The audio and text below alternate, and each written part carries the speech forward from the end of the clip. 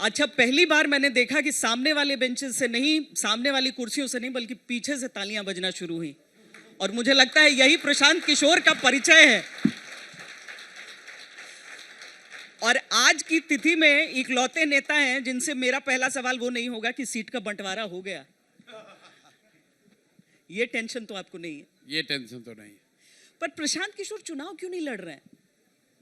चुनाव नहीं लड़ने के पीछे बस एक ही कारण है कि फिजिकली जो कुछ भी पॉसिबल है ह्यूमनली, जो आप 24 घंटे में कर सकते हैं, उसको देखकर जो हमारे साथियों ने निर्णय लिया है कि अगर मैं चुनाव लड़ूंगा और 2-3 दिन भी मुझे वहाँ लगाने पड़ेंगे, तो उसकी वजह से करीब 30-40 विधानसभा क्षेत्रों में जहाँ मैं अदरवाइज जा सकता हूँ, वहाँ शायद नहीं जा पाऊँगा और वहाँ प्रत्याशियों को, जन स्वराज के प्रत्याशियों को परसेप्टिवली कुछ नुकसान हो सकता है।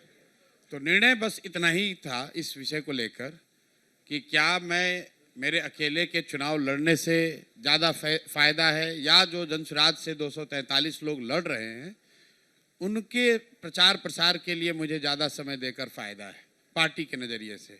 और काफ़ी विश्लेषण के बाद जो हमारे साथ लोग हैं, जो दल में वरीय साथी हैं, उनका ऐसा मानना था कि चूँकि पहली बार हम लोगों ने दल बनाया है और एक तरीके से जीरो से, स्क्रैच से शुरू किया है, तो सबका मत ये था कि इस बार सबसे पहला फोकस उन सीटों को जिताने पर होना चाहिए जहां पर हम लोग के प्रत्याशी लड़ रहे हैं। और चूंकि हम लोग 243 पे लड़ रहे हैं, प्रचार का समय लिमिटेड है, उसमें बीच में छठ भी है, दीपावली भी है, तो इसलिए लोगों ने तय किया कि इस बार नहीं लड़िए और दूसरों को लड़ाने में मदद कीजिए, बस इतनी सी बात है। पर ये निर्णय आपने कब किया?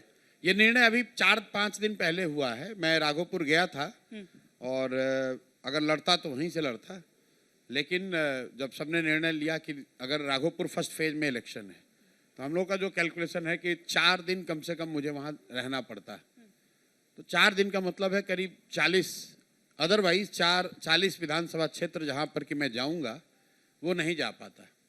तो ये कठिन निर्णय था, लेकिन 40 विधानसभा क्षेत्र जहाँ जन स्वराज के साथी लड़ रहे हैं उनकी जीत में जो कुछ भी मैं योगदान अब कर सकता हूँ उसको छोड़कर मैं अपने लिए 4 दिन लगाऊं, तो लोगों ने कहा नहीं, बेहतर है कि उन 40 सीटों पर आप समय लगाइए।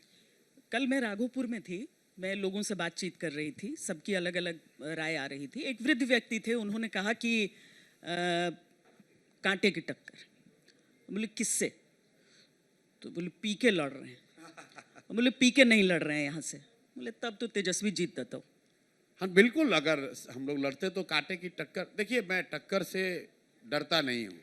अगर हम लोग डरते, आपके विरोधी कह रहे हैं कि आप डर गए तेजस्वी की पॉपुलैरिटी से वहां पर। भाई, अगर किसी के पॉपुलैरिटी से डरते तो यहाँ पर पिछले 30-40 सालों में किसी की हिम्मत नहीं हुई है कि वो अपने दम पर नई पार्टी खड़ा करके 243 सीट पर इतनी ताकत से लड़ रहे हैं कि 35 साल में पहली बार बिहार में त्रिकोणीय मुकाबला हो रहा है। ये तो मेरा आलोचक भी, आपका इंडिया टुडे का कवर स्टोरी भी बता रहा है कि बिहार में पहली बार, दशकों में पहली बार त्रिकोणीय मुकाबला हो रहा है। और ये मेरे कोई बाप दादा की पार्टी नहीं है, कोई लेगेसी नहीं है, अपने से एक एक तिनका जोड़कर इस पार्टी को हम लोगों ने 3 साल में खड़ा किया है। और एक तरीके से जो लोग राजनीति को कवर करते हैं, बिहार को समझते हैं, ये अविश्वसनीय है अपने आप में। और आप देखिएगा 14 तारीख को जब परिणाम आएंगे तो बिहार में देश, उत्तर भारत की राजनीति का सबसे बड़ा ऐतिहासिक पल होने जा रहा है। जब आप रिजल्ट आएगा तो आप देखिएगा। आप आश्वस्त हैं इस चीज को लेकर? आपने अभी खुद कहा कि आप राघोपुर में गए, हाँ, और कोई बूढ़ा आदमी बता रहा है कि इस बार लड़ाई कांटे की टक्कर है क्योंकि पीके लड़ रहे हैं जी। तो भाई आप किसी भी क्षेत्र में जाइएगा, हाँ, तो लोग यही कहेंगे इस बार कांटे की टक्कर है क्योंकि इस बार जन स्वराज लड़ रहा है। कोई, आप जो ये देख रहे हैं सीटों का घमासान, एनडीए जैसा बड़ा फॉर्मेशन, अभी तक उनको ये नहीं कल तक पता था कि कौन पार्टी कौन सीट लड़ रही है। महागठबंधन को अभी ये नहीं पता कि महागठबंधन में साहनी जी हैं कि नहीं है। ये डर इतना है कि जब तक हम लोग कैंडिडेट अपना रिलीज नहीं करते हैं, ये दूसरे लोग अपना कैंडिडेट नहीं जारी करते हैं। ये पीके का इतना डर है पीके ये के पीके नाम का का डर डर नहीं है, है, नहीं। जनसुराज का ये डर है। 3 साल से किए गए एक ईमानदार प्रयास का डर है। उस 30 साल की राजनीतिक बंधुआ मजदूरी से जो थके डरे हुए लोग रहे हैं, उनके सामने एक विकल्प होने का डर है। और कहीं ना कहीं बिहार की जनता एक विकल्प को देख रही थी जो उनके सामने दिख रहा है, ये उसका डर है। अपने कुकर्मों का डर है, अपने द्वारा किए गए झूठे वादों का डर है। बिहार जो 1990 में भी देश का सबसे गरीब और पिछड़ा राज्य था, और आज भी 2025 में भी इनके 35 साल के शासन काल के बाद भी देश का सबसे गरीब और पिछड़ा राज्य है। तो जो लोग भी उसके जिम्मेवार हैं, वो अपने कर्मों कुकर्मों की वजह से डरे हुए हैं। प्रशांत जी, जब भी आप ये कह रहे हैं कि आपकी पार्टी नहीं है और एक बहुत बड़ा, इससे पहले इतना अप्रत्याशित नहीं हुआ बिहार में, ये बात सही है, लेकिन इसका आपको एडवांटेज भी है, आपका स्लेट क्लीन है। बिल्कुल बिल्कुल एडवांटेज है, क्योंकि पहली बार आप प्रत्याशियों की सूची निकालें। जी। इस राज्य के सबसे बड़े वकील, इस राज्य के सबसे बड़े डॉक्टर, इस राज्य के सबसे रिस्पेक्टेड एजुकेशनिस्ट, इस राज्य के सबसे ऑनेस्ट समझे जाने वाले ब्यूरोक्रेट्स, ये सारे लोग सामाजिक कार्यकर्ता पहली बार बिहार के संभावित प्रत्याशी, अब तो सब प्रत्याशी हो गए, प्रत्याशियों की सूची में आपको ऐसे नाम दिख रहे हैं। उसके सामने कौन है? बड़े बालू माफिया, बड़े शराब माफिया, भू माफिया, लुटेरे, नरसंहार के आरोपी, दंगाई। अब जनता को तय करना है कि भाई तुम्हें क्या चाहिए। अभी तक लोगों ने कहा भाई हमको, हमारे पास विकल्प नहीं था, अब आपके सामने विकल्प है। एक ईमानदारी से किया गया प्रयास है, आपके सामने विकल्प है। बिहार की जनता को तय करना है उनको क्या चाहिए। इसके बाद भी अगर लोग गलती करेंगे तो मेरे भाई, फिर बिहार की जनता अगले 5 साल के लिए तैयार रहो। जिस दुर्दशा में आज जी रहे हो, जिस भ्रष्टाचार से आज परेशान हो, वही दुर्दशा तुम्हारी आगे भी रहेगी। आपके बच्चों का पलायन नहीं रुकेगा, फर्जी शराबबंदी चलती रहेगी, लोग यहाँ परेशानी में जिएंगे, और पूरे देश में बिहार के लोगों को बिहारी कह के अपमानित किया जाता रहेगा। अगर आप नहीं सुधरोगे तो आगे आने वाली पीढ़ी कभी आपको माफ नहीं करेगी। जो बोओगे वो काटोगे। तुम्हारे पास विकल्प नहीं था, अब विकल्प है। प्रशांत किशोर को भूल जाइए। हर क्षेत्र में, हर विधानसभा क्षेत्र में मैं आपके माध्यम से जनता से ये अपील कर रहा हूं कि आप जो भी 3 प्रत्याशी मुख्य खड़े हैं, एनडीए के, महागठबंधन के और जनसुराज के, तीनों का मूल्यांकन कर लीजिए। और अगर जनसुराज का भी प्रत्याशी खराब लगे उसको भी वोट मत दीजिए, लेकिन हर हालत में अच्छे आदमी को जिताइए। यही जनसुराज का संकल्प है। जनसुराज जीते या न जीते, बिहार जीतना चाहिए, और बिहार तब जीतेगा जब बिहार में अच्छे लोग जीतेंगे। ये अच्छे लोग जिनका जिक्र आप कहते हैं, एक लंबी चर्चा इस बात पर भी चलती है कि अच्छे लोग राजनीति में नहीं आना चाहते हैं। कठिनाई हुई है अपने कैंडिडेट्स चुनने में? बहुत कठिनाई हुई। अब मैं आपको, अभी आएंगे आपके यहाँ या सुबह से आ गए होंगे यहाँ के भाजपा के बड़े नेता सम्राट चौधरी, जो 7वीं पास हैं कि नहीं पास हैं नहीं मालूम है। आप उनके पीछे क्यों पड़े हुए हैं? लेकिन मैं बता रहा हूँ, लेकिन उन्होंने डॉक्टरेट किया है अमेरिका के उस यूनिवर्सिटी से जो कि वो डिग्री ही नहीं देती है। तमिलनाडु के किस यूनिवर्सिटी से उन्होंने प्री फाउंडेशन कोर्स किया है जो कि सिर्फ तमिल स्पीकिंग लोगों के लिए है। तो मुझे मालूम नहीं कि शायद सम्राट चौधरी तमिल भी बोलते हैं, आएंगे तो पूछिएगा। वो बड़े जवाब दे सकते हैं, लेकिन ये नहीं बता सकते हैं कि 10th क्लास कब पास किया था। मतलब आपको मालूम है कि आप पटना विमेंस कॉलेज में पढ़ी हैं, उनको नहीं मालूम है कि 10th कब पढ़ा था, कब पास किया था। उसके लिए आपको उनका एफिडेविट देखना पड़ेगा। अब वो तारापुर में लड़ रहे हैं और उनके सामने वहां का डबल एमडी उस गांव, उसी तारापुर के गांव से पढ़ा हुआ एक लड़का, वहां का सबसे बड़ा शिशु रोग विशेषज्ञ, डबल एमडी और सबसे बड़ी चिकित्सा सेवा चलाने वाला लड़का चुनाव लड़ रहा है। अब तारापुर की जनता को चुनना है। अगर आप ऐसे व्यक्ति को चुनोगे कि उस व्यक्ति को चुनोगे जो आपके इस बदहाल व्यवस्था में भी आपके बच्चों का इलाज कर रहा है, अगर आप फिर से गलती करोगे तो जैसे जी रहे हो वैसे ही आगे जियोगे। 3 साल के प्रयास ने सिर्फ ये किया है कि वो 243 में से ज्यादातर अच्छे लोग मैंने चुनकर जनता के सामने रख दिया है। बहुत मेहनत हुई है लेकिन उनको रख दिया है। अब हमारे हाथ में कुछ नहीं, अब हमने जनता के सर पर ये बोझ डाल दिया। तय कर लो भाई, अभी तक तुमने इतना ही कहा था कि तुम्हारे पास विकल्प नहीं है, अब विकल्प तुम्हारे सामने है, जिसको चुनोगे वैसा ही सरकार बनाओगे। सबसे प्रसिद्ध बात जो लालू यादव की कही जाती है चुनावी मंत्र के तौर पर कि विकास पे वोट नहीं मिलता है, ये आपने भी सुना होगा, कई नेताओं ने कोट अच्छा किया किया है। कि आपने लोगों को याद दिलाया कि उनका मंत्र ही है कि विकास पर वोट उन्होंने नहीं ये मिलता कहा है। था, याद होगा आपको। बिल्कुल याद। उन्होंने ये कहा हम लोगों ने तो उसको भोगा है। हाँ, अब ये बताइए कि इस विचार पर तो चर्चा, जो हम कहते हैं ना कि नेताओं की रैली में जब भीड़ आती है तो पूछते हैं कि भीड़ तो आ गई पर वोट उसमें से कितने आएंगे। आप जो विचार जनता के बीच डाल रहे हैं उस पर मंथन तो चल रहा है, पर विचार वोट में कितना तब्दील होता है? देखिए, पहले तो लोगों ने कहा कि इस विचार के लिए बिहार में कोई जगह ही नहीं है। आज से 3 साल पहले जब मैंने चलना शुरू किया पैदल, तब तो लोगों ने कहा बिहार में इस तरह के किसी प्रयास की संभावना ही नहीं है। फिर लोगों ने कहा नहीं, पैदल चल रहे हैं तो कोई राजनीतिक बात नहीं कर रहे हैं, लोग आ तो रहे हैं, लेकिन इससे क्या होता है, इससे दल थोड़ी बनता है। जब दल बन गया, लोग आ गए, तो लोगों ने कहा लोग तो आ रहे हैं, चर्चा भी हो रही है, बात तो बढ़िया कर रहे हैं, लेकिन इससे आगे थोड़ी कुछ होगा, देखिएगा ना चुनाव आते आते क्या होगा।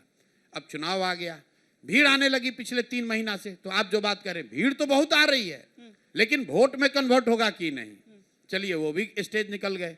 अब जब प्रत्याशियों की चयन की बात हुई तो 2 एस्टेब्लिश्ड फॉर्मेशन के मुकाबले जनसुराज ने सबसे बेहतर प्रोफाइल के कैंडिडेट, सबसे अनुभवी लोगों को जमीन पर उतारा है। अब एक स्टेप और रह गया है। जनता ने सुन लिया, समझ लिया, देख लिया, परख लिया, चर्चा कर रहे हैं, कर लिया, भीड़ में तब्दील हो गए। अब भीड़ को अंतिम जाकर वोट दबाना है, but they still need, I am honest enough to say कि they need a leap of faith कि जाके वो बटन दबाएं। ऐसा इसलिए नहीं कि यहाँ लोग जातियों में बटे हैं जैसा लोग बताते हैं, हाँ। इसलिए नहीं कि ये कोई बहुत कठिन काम है, इसलिए कि जब आप इतनी गरीबी बदहाली में, होपलेसनेस में इतने लंबे समय तक रह जाते हैं तो साइंटिफिकली उससे निकलने की आपकी जो क्षमता है ना वो कम हो जाती है। आपको लगता है अभी ये सुधर ही नहीं सकता है, यू बिकम यूज्ड टू। तो for that people need a leap of faith कि भैया ये वो अंततः एक विकल्प आ गया है। इसीलिए जब लोग पूछते कितना सीट आएगा, जो भी नेता यहाँ आया होगा, आएगा आगे बोलेगा हम ही जीत रहे हैं। जनसुराज में प्रशांत किशोर एकमात्र व्यक्ति है जो कह रहे हैं जनसुराज से कि भाई हम लोग को या तो 10 से कम सीट आएगा या 150 के ऊपर आएगा, बीच में नहीं मरेंगे। क्योंकि इतनी चर्चा हो गई है, लोगों ने समझ लिया है कि ये वो रास्ता है जिससे बिहार से की दुर्दशा खत्म हो सकती है। अब अगर उन्होंने लीप ऑफ फेथ लिया तो सारे समीकरण ध्वस्त होंगे, और अगर लोगों ने वो लीप ऑफ फेथ नहीं लिया, सब सुनने समझने के बाद भी, तो ये संभव है कि 10 से कम ही सीट आए। लेकिन जहां तक हम लोग की बात है, हम लोगों ने एक बड़ी व्यवस्था खड़ी कर दी, अब ये पीछे हटने वाला नहीं है। अभी नहीं होगा तो 5 बरस और लगेगा, लेकिन इससे पीछे हटने वाले यही नहीं है। 5 बरस वाली बात, गांव-गांव में चबूतरे पे चर्चा चलती है, और बिहार तो प्रसिद्ध ही है अपनी राजनीतिक चर्चाओं के लिए। अब वहां पर कई लोगों ने ऐसी भी चर्चा मुझसे की कि ये अभी ना हो, 5 बरस और लगी। नहीं, हर व्यक्ति का अपना ओपिनियन। देखिए, जब आप इस तरह की चर्चा करते हैं, सर्वे करते हैं, तो कई बार लोग कुछ लोगों से बात करके एक सैंपल साइज ड्रॉ करके एक अपना ओपिनियन बनाते हैं। तो 10 में 10 आदमी तो कभी किसी विचार से एकदम कन्विंस होगा नहीं। अब आपसे अगर मैं पूछूं कि भाई 10 में कितने लोग ऐसे हैं जो कि कह रहे हैं कि नहीं इसी बार हो जाएगा, हाँ। तो आप बताएंगे 3-4 लोग तो है। 3-4 लोग कह रहे हैं 5 बरस और लगेगा, 3-4 लोग कह रहे हैं नहीं भाई इनसे कोई मतलब नहीं है। मान लीजिए अगर ये रेशियो है, तो बिहार को जीतने के लिए, बदलने के लिए 3-4 लोग ही तो चाहिए भाई, 3-4 लोग ही चाहिए। पर 150 सीट के लिए एक वेव बस 3 लोग चाहिए। 10 में 3-4 लोग अगर मान गए 40% वोट होता है, त्रिकोणीय लड़ाई में 150 से ज्यादा सीट आ जाएगा। मैं आपको बताऊं एग्जाम्पल से, मैं बंगाल में था और बड़ी देश में चर्चा थी कि भाजपा के लोग कह रहे हैं कि हमें 200 सीट आ रहा है, और हमने कहा कि इनको 100 से कम आ रहा है। लोगों ने कहा ये तो गलत होगा ही होगा। मेरे कई साथियों ने, पत्रकार मित्रों ने भी कहा, कोई आए ऑफ द रिकॉर्ड कॉन्वर्सेशन में भी बताया नहीं यार गलत हो रहा है, यहाँ तो बंगाल में तो भाजपा का वेव है। मैंने पूछा कैसे, बोला मैं जहां जाता हूं 10 में 6-7 लोग खाली भाजपा का नाम ले रहे हैं। मैंने कहा भाई कितने लोगों से मिले? बोले 10 से मिले, उसमें से 6-7 लोग सिर्फ भाजपा ही बोल रहे हैं। तो मैंने कहा बिल्कुल ठीक है, अगर 10 में 6-7 लोग भाजपा कह रहे हैं तो इसका मतलब है कि तृणमूल को 200 सीट आ रहा है। क्यों? इसलिए कि जो 10 लोगों से जाकर पत्रकार के तौर पर, एनालिस्ट के तौर पर आप बात कर रहे हैं, तो आप हिंदुओं से बात कर रहे हैं ये समझने के लिए कि हिंदू किसको वोट दे रहा है। आप मान कर बैठे हैं कि मुसलमान तो वोट देगा ही देगा टीएमसी को। तो 10 में अगर 3 व्यक्ति, 3 हिंदू तृणमूल को वोट दे रहा है तो 70% वहां आबादी है हिंदुओं की, 21% वोट हुआ। और 27% वहां मुसलमान हैं, तो 27 और 21 जोड़ दीजिए, 48% वोट होता है, उतना ही आया। तो इन्फॉर्मेशन तो आप ही का है, आप उसको अलग नजरिए से एनालाइज कर रहे हैं। जो अभी आपने कहा, कुछ लोग कह रहे हैं कि भैया बहुत बढ़िया बात है, इस बार परिवर्तन होगा। कुछ लोग कह रहे हैं बहुत अच्छी बात है लेकिन 5 वर्ष लग सकता है। और कुछ ये कह रहे हैं कि शायद ये ठीक ही नहीं है। तो मैं ये कह रहा हूं कि अगर 10 में 3 लोग भी कह रहे हैं कि ये ठीक है, यही होना चाहिए, यही होगा, तो त्रिकोणीय लड़ाई में उतना ही वोट चाहिए बिहार में 150 सीट लाने के लिए। पर आपको क्यों लग रहा है कि एनडीए का विकल्प तेजस्वी को नहीं देखा जाएगा बल्कि प्रशांत किशोर को देखा जाएगा? क्योंकि पिछली बार भी जीतते जीतते रह गए तेजस्वी। पहली बात तो पिछली बार जीतते जीतते नहीं रह गए। चिराग पासवान का एक फैक्टर था जी, जिसको आप ब्लैक स्वॉन इवेंट कह सकते हैं, जो कभी एक बार लाइफ में हो जाता है। स्ट्रेटेजिकली चिराग पासवान की पार्टी ने सिर्फ जदयू की सीटों पर चुनाव लड़ा, जिससे 38 सीटों पर, जहां पर जदयू को जीतना चाहिए था वहां राजद जीत गई। अगर आप तेजस्वी के 74 सीट में 38 को माइनस कर देंगे तो जो उनका पार्टी का रियल ताकत है 25 से 30 सीट, वही आपको दिखता। और ये सिर्फ मेरा हाइपोथेटिकल विश्लेषण नहीं है, उसका परिणाम आपको आगे लोकसभा चुनाव में भी दिखा। उतनी ही लोकसभा सीट आई जो कि 25 से 35 विधानसभा क्षेत्रों के बराबर है। इस बार वो व्यवस्था नहीं है, इस बार वो व्यवस्था नहीं है। इस बार अलग से कोई नहीं लड़ रहा है जो कि सिर्फ तेजस्वी के फायदे के लिए लड़ रहा हो। तो राजद की जो वोट शेयर है वो 25% के, 22 से लेकर 30% के आसपास आप रख के चलिए। उसमें अगर लोग कह रहा है कि 2 गो 4 गो, ज्यादातर लोग कहता है MY समीकरण है, कहता है 2 गो 4 गो यादव तो आपको दे रहा है, फिर कहता है भाई 2 गो 4 गो मुसलमान भी आपको दे रहा है। तो भाई अगर 2 गो 4 गो यादव, 2 गो 4 गो मुसलमान वोट दे रहा है और उनका वोट 25 से 30% है, तो उसमें से 5% घटा दीजिए, तो देख लीजिए कि वो कहां रहेंगे, और 5% ऐड कर दीजिए जनसुराज में। आप सीधा लॉजिक की बात है। लोगों, मैंने कहा कि जेडीयू को 25 सीट नहीं आएगा, कैसे कह रहे हैं? तो हम उसके लिए कोई सर्वे नहीं कर रहे हैं।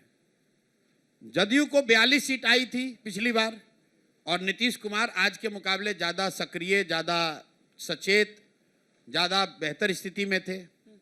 एक चिराग पासवान की पार्टी जदयू के 110 सीटों पर अपने कैंडिडेट को बिना किसी तैयारी के उतार दिया तो 42 पर आ गए। अब उन 110 सीटों पर प्रशांत किशोर जनसुराज ने प्रत्याशी उतारे हैं, हमने तैयारी के साथ उतारे हैं। नीतीश कुमार पहले से कमजोर है शारीरिक और मानसिक तौर पर, और 5 साल का एंटी इनकम्बेंसी भी है।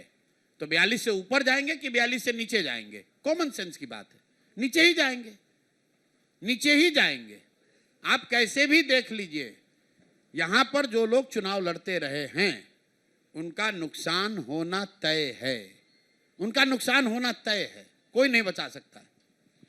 आप अवेयर होंगे इस बात को लेकर कि कई लोग पैरेलल ड्रॉ करते हैं जनसुराज और आम आदमी पार्टी को लेकर। उनको लगता है कि वैसे ही एक पार्टी जो भ्रष्टाचार के विरुद्ध बोल रही है, युवाओं के हक में बोल रही है, इस तरह की चीजें। अब लोग अगर अरविंद केजरीवाल से या फिर आम आदमी पार्टी से आपका पैरेलल ड्रॉ करते हैं तो इसमें एक नुकसान भी हो जाता है आपको। जो पैरेलल ड्रॉ कर रहे हैं वो बहुत सुपरफिशियल बात कर रहे हैं। आम आदमी पार्टी आंदोलन से निकली हुई पार्टी थी। प्रशांत किशोर का, जनसुराज के लोगों का आंदोलन में कोई यकीन ही नहीं है। मैं आंदोलनों में यकीन ही नहीं करता हूँ। पिछले 3 साल से मैं जो यहाँ काम कर रहा हूँ, मैंने कोई आंदोलन नहीं किया है। हम तो 3 साल से पदयात्रा कर रहे हैं। हमारा आंदोलनों में यकीन ही नहीं है। मानव सभ्यता के इतिहास को दुनिया भर में पढ़िए, आज तक फ्रेंच रेवोल्यूशन को अगर अपवाद के तौर पर हटा दीजिएगा तो आज तक किसी भी आंदोलन से मानव सभ्यता में, किसी दुनिया के किसी भूभाग में सृजन का काम नहीं हुआ है। आंदोलन जो है वो विध्वंस का रास्ता है। आंदोलन एक तेज हथियार है जिससे आप लोगों को, सत्ता को, सल्तनत को उखाड़ कर फेंक सकते हैं। नई व्यवस्था का सृजन का वो रास्ता नहीं है। जैसे जेपी का आंदोलन हुआ तो आपने इंदिरा जी की सत्ता को उखाड़ कर फेंक दिया, लेकिन उससे नए समाज का सृजन नहीं हुआ। तो आम आदमी पार्टी और हम लोगों में फंडामेंटल डिफरेंस वहां पर है। दूसरी बात, सिर्फ लोग इसलिए पैरेलल ड्रॉ कर रहे हैं कि ये इस हाल फिलहाल में आपके लिविंग मेमोरी में कोई इस तरह का प्रयास हुआ नहीं है, लेकिन जिस दिन तृणमूल ने अपनी लड़ाई शुरू की होगी बंगाल में, उस समय उनसे भी आप पैरेलल ड्रॉ कर सकते हैं। जब टीडीपी में एनटी रामाराव ने शुरुआत की होगी आंध्र प्रदेश में, तो वो उससे भी आप हमारा तुलना कर सकते हैं। जब डीएमके जब अन्नादुरई ने शुरू की थी पार्टी, तब उस समय भी वो आप उस स्थिति से भी आप हमारी तुलना कर सकते हैं। ये तो चूंकि रिसेंट एक आम आदमी पार्टी का आपको याद है, मेमोरी ऐसी होती है, human mind, you tend to compare and contrast things with the last happened event. तो आम आदमी पार्टी से कोई लेना देना नहीं, और दिल्ली और बिहार में कोई तुलना ही नहीं है। वो एक शहर है, बिहार 13 करोड़ की आबादी है और देश का सबसे गरीब पिछड़ा राज्य है और बिल्कुल सोशलिस्ट विचारधारा वाला राज्य है, जिसको आज तक भाजपा नहीं जीत पाई है। आज तक भाजपा जीतने का छोड़िए, यहाँ लड़ नहीं पाए हैं पूरी सीट। भाजपा को पिछले चुनाव में 19.6% वोट आया था बिहार में। जब कह रहे हैं मैं देश का, अभी आएंगे अमित शाह जी, बड़ा बड़ा दावा ठोकेंगे, जरा पूछिएगा इतने ही बड़े तोप हैं तो काहे नहीं जीत गए बिहार? पूरा देश जीत गए। बिहार में 19.6% वोट आया था भाजपा को प्रिसाइसली, और 12 एमपी उनके हैं 40 में। सीटें भी पूरी यहाँ पर वो नहीं लड़ते हैं। यही तो मैं कह रहा हूँ, यूपी लड़ने की हिम्मत है, यूपी लड़ने की हिम्मत है, हरियाणा लड़ने की हिम्मत है, तमिलनाडु में अकेले प्रयास करने की हिम्मत है। बिहार वो राज्य है जहां भाजपा की हिम्मत भी नहीं है कि वो अकेले अपने दम पर लड़के दिखा दें। कांग्रेस ने 1990 के बाद एक तरीके से इस राज्य में अपनी राजनीति, अपने आप को पिछलग्गू दल राजद का बनाकर छोड़ दिया है। ये वो राज्य है जहां पर ज्यादातर दल और नेताओं ने इस राज्य को न सुधर पाने वाला मानकर इसके हाल पर छोड़ दिया है। इसलिए इसका सुधार जब भी होगा तो बिहार से बनी हुई व्यवस्था से ही होगा। कोई गुजरात और दिल्ली से आकर बिहार सुधारने वाला नहीं है, और यही जन सुराज की ताकत है, यही जन सुराज। और जो लोग ये बात समझ रहे हैं कि हम लोगों को अपनी व्यवस्था सुधारनी है, तो हम लोग को खड़ा होना पड़ेगा, वरना आज इतनी बड़ी व्यवस्था जन सुराज की बनती कैसे? आपने नीतीश कुमार का भी जिक्र किया, भारतीय जनता पार्टी का भी किया, उससे पहले लालू यादव। यहाँ पर हमेशा ये कहा गया कि एक जब तक जातियों का अरिथमेटिक नहीं जुड़ेगा, एक कॉम्बिनेशन, चाहे वो एमवाई हो या फिर नीतीश कुमार की अपनी सोशल इंजीनियरिंग हो, या भारतीय जनता पार्टी जो नीतीश कुमार के साथ हमेशा रही, उनको छोड़ने से एक बहुत बड़ा तबका आपको छोड़ जाता है। उस जाति से उठकर आपको लग रहा है कि देखिए, आप तो बड़ी पत्रकार हैं, पूरे देश में आप चुनाव आप लोग कवर करते हैं। जब आप लोग ये बात कहते हैं कि बिहार में सब कुछ जाति पर होता है या जातियों पर ही वोट पड़ता है, तो इसका साइंटिफिक आधार क्या है? मैं ये बता रहा हूं कि भाई, पिछले 20 वर्षों में जब जब ऐसे चुनाव हुए जहां लोगों ने जातियों से ऊपर उठकर पूरे देश में वोट किया, तो बिहार में भी लोगों ने जातियों से ऊपर उठकर वोट किया। आप उदाहरण के तौर पर 1984 ले लीजिए। 1984 में पूरे देश में इंदिरा जी की मृत्यु के बाद लोगों ने कांग्रेस को वोट दिया, जाति धर्म से ऊपर उठकर।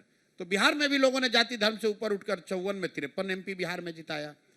1989 में जब पूरे नॉर्थ और वेस्ट इंडिया में बीपी सिंह फोर्स के नाम पर जीत कर आए, तो बिहार में भी लोगों ने बीपी सिंह को वोट दिया, उनको जिताया।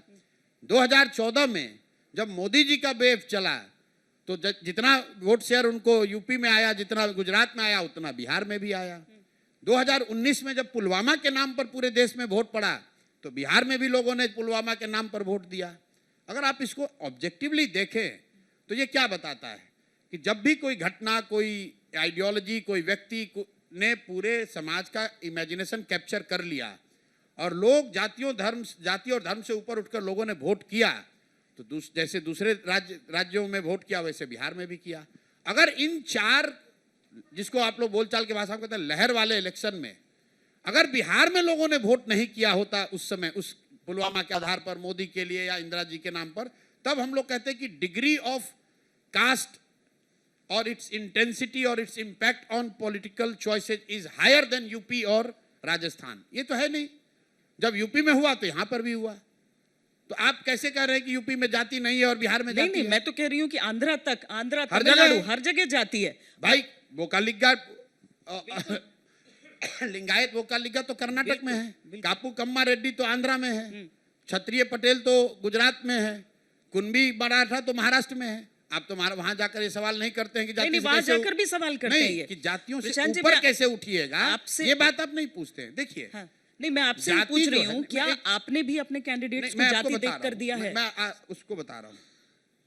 जाति एक सच्चाई है, लेकिन जाति एक मात्र सच्चाई नहीं है। जाति एक बहुत बड़ा फैक्टर है, मैं उससे इनकार नहीं कर रहा हूं, लेकिन जाति एक मात्र फैक्टर नहीं है। अगर ऐसा होता तो 84 में, 89 में, 2010 के विधानसभा चुनाव में, 2014 के लोकसभा में, 2019 के लोकसभा में, बिहार में जातीय समीकरण नहीं टूटते।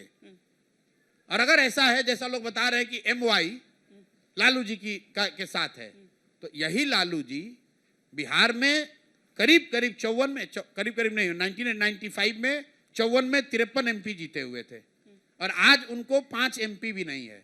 तो क्या MY के लोग बिहार छोड़कर चले गए हैं?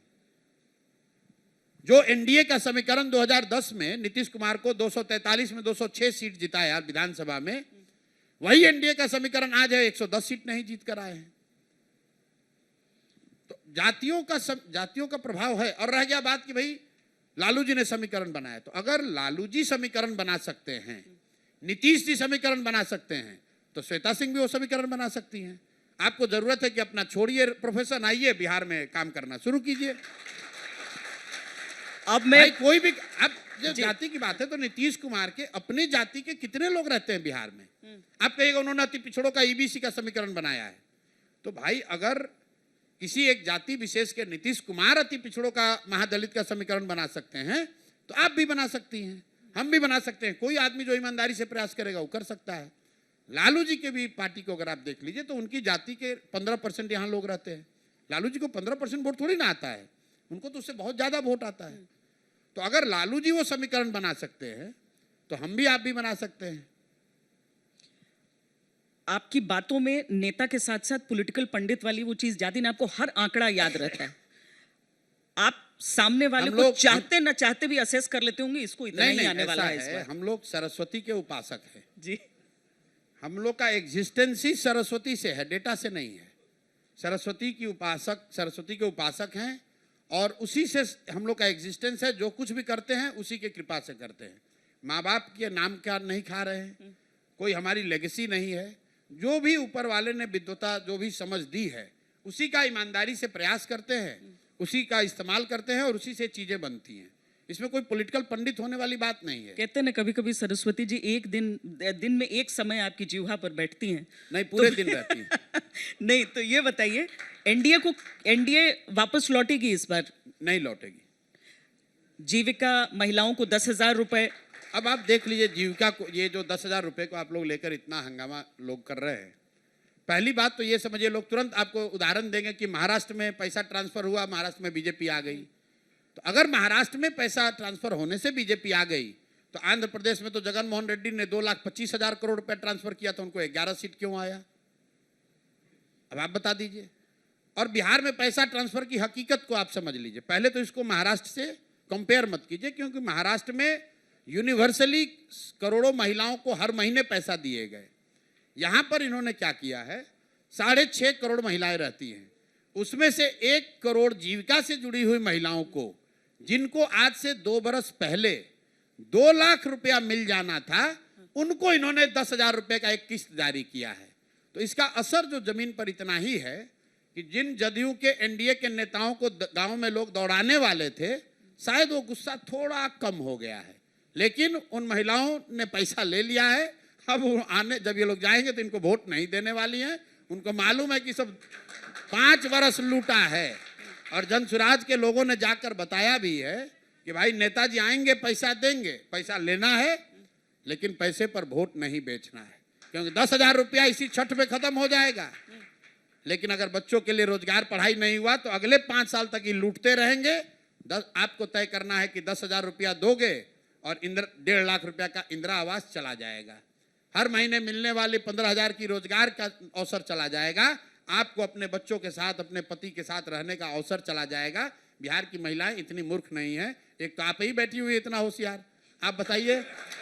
बिहार की महिला इतना मूर्ख है कि 10,000 रुपया में सब अपना सौदा कर देगी भविष्य का, नहीं करने वाली है। एक मोटे तौर पर सीट का अनुमान लगाएंगे एनडीए के लिए? नहीं, मैं एनडीए के सीट का अनुमान नहीं लगा सकता हूं। मैं ये कह सकता हूं कि नीतीश कुमार को 25 से कम सीट आएगी। अच्छा। और भाजपा को पिछली बार आए 74 या 75 सीट से उनका नंबर कम होगा। तो उसके बाद आप एनडीए का जोड़ लीजिए जो भी हो। और तेजस्वी यादव को जितना आया था उसमें चिराग वाला फैक्टर हटा दीजिए तो उतने ही पर रहेंगे, 25 से 35 के आसपास। आरजेडी को अपनी सीट उतनी ही आनी चाहिए। क्या आप इस बात के लिए तैयार हैं कि इस बार अगर आपको वो जो 150 या उससे अधिक सीट आप सोच रहे हैं नहीं आती है, जनसुराज क्या एक राजनीतिक पार्टी का अस्तित्व रहेगा और वो लड़ती रहेगी बिहार के लिए? और बिहार क्यों चुनाव नहीं रहेगा? आपको ये देखना है कि जनसुराज बनाने के पीछे हम लोग की मंशा, हमारा उद्देश्य क्या है। हमको यहाँ एमएलए बनने तो आए नहीं है, हमारा खाना खर्चा तो इससे चलता नहीं है। हम लोग इस जल्दी में तो है नहीं कि कल बन जाए और परसों से बालू ठेका शुरू कर दें। तो भाई हम लोग जिस प्रयास में 3-4 साल से लगे हुए हैं, जहां तक पहुंचेंगे। अगर बिहार के लोगों ने इतने प्रयास के बाद भी इस बात को नहीं समझा, इतनी ईमानदारी, इतनी ही ताकत से और 5 साल प्रयास करेंगे, कोई दिक्कत नहीं। एक सवाल रोहित सिंह पूछना चाह रहे हैं। हेलो, आप ये कह रहे हैं कि एनडीए जो 10,000 रुपये दे रहा है, जो कैश बेनिफिट दे रहा है, उसका कोई फायदा नहीं होता। दूसरी तरफ तो भाई हर घर में सरकारी नौकरी देने की बात कह रहा है, तो उसका असर होगा कि नहीं होगा? तेजस्वी यादव कह रहे हैं। अब भाई बिहार के लोगों को आप कितना मूर्ख समझते हैं? 78 साल देश को आज़ाद हुए हो गया और बिहार में टोटल 26.5 लाख लोग सरकारी नौकरी करते हैं। यह ध्यान रखिए, चपरासी से लेकर मुख्य सचिव तक, संविदा कर्मी इंक्लूडेड, सारे सरकारी कर्मियों की आप गणना करेंगे तो करीब 26 लाख लोग नौकरी करते हैं। इसमें 78 साल में राजद के 18 साल भी शामिल हैं। तो 78 साल जिसमें 18 साल राजद का शासनकाल रहा है, उसमें टोटल नौकरी मिली 26 लाख। और ये कह रहे हैं कि हम आएंगे तो अगले 20 महीने में 3.5 करोड़ नौकरी दे देंगे। तो या तो ये मूर्ख हैं या सिरे से सबको मूर्ख बनाने का कोशिश कर रहे हैं। तीसरी तो कोई बात हो नहीं सकती है। आप बताइए, पूरे भारत का बात छोड़ दीजिए, बिहार का बात छोड़ दीजिए, दुनिया में कोई ऐसा राष्ट्र, कोई ऐसा इवेंट, स्विट्जरलैंड में, स्कैंडिनेवियन कंट्री में ये प्रावधान नहीं है कि जिनके पास इतना पैसा है कि हर घर से एक सरकारी नौकरी दे दें। संभव ही नहीं। और 3.5 करोड़ लोग सरकारी नौकरी में आएंगे तो करेंगे क्या? करेंगे क्या? सैलरी लेंगे, घर पर सतुआ पिएंगे, सोएंगे। भाई काम क्या करेंगे वो?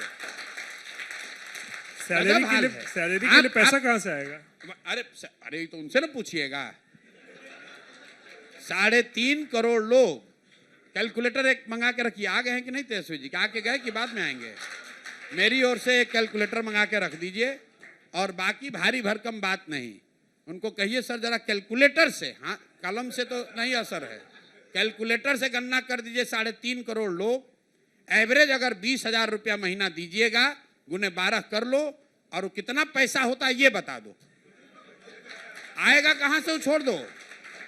कितना पैसा होता है ये बता दो, हम लोग कम से कम उस पर चर्चा शुरू कर देंगे। कैलकुलेटर से सीख कर आइएगा भाई, पहले मैं बोल दे रहा हूं, सीख कर आना। कैलकुलेटर पर जोड़ के बता देना कि कितना करोड़ हुआ। वो जीरो गिन नहीं पाएंगे खुद। किसको बेवकूफ बना रहे हो भाई? किसको बेवकूफ बना रहे हो? चलिए, बहुत बहुत धन्यवाद प्रशांत किशोर जी यहाँ पर आने के लिए।